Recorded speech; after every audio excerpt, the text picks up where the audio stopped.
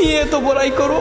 তোমাকে কবরে রাখার 3 দিন পরে তোমার নখগুলো খসে পড়ে যাবে, 4 দিন পর তোমার চুলগুলো এবং পশমগুলো ঝরে পড়ে যাবে, তোমাকে কবরে রাখার 5 দিন পর তোমার মগজগুলো পানি হয়ে বের হয়ে আসবে, তোমাকে কবরে রাখার 6 দিন পর তোমার পেটের ভিতরে সব তোমার নাক আর কান দিয়ে বের হয়ে আসবে, তোমাকে কবরে রাখার 60 দিন পর তোমার হাড়গুলো থেকে তোমার মাংসগুলো খসে পড়ে যাবে।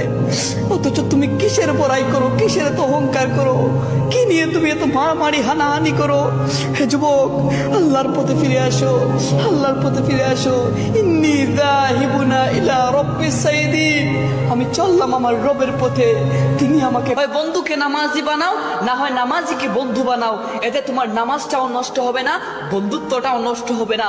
হযরত আলী রাদিয়াল্লাহু তাআলা আনহু বলেন, দীর্ঘদিন বন্ধুত্ব টিকিয়ে রাখার জন্য তোমাদেরকে 2টি কাজের উপর আমল করতে হবে।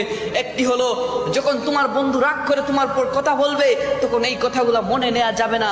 আর দ্বিতীয়টি হলো, কখনো বন্ধুর সাথে রাগ করা যাবে না, বন্ধুর সাথে রাগ করে কথা বলা যাবে না। হে যুবক, যত পারো যৌবনকালে সিজদা করে নাও। For I have seen with my eyes and you have seen. আমি অনেক বিদ্যাকে দেখেছি সিজদা ছাড়া নামাজ আদায় করতে।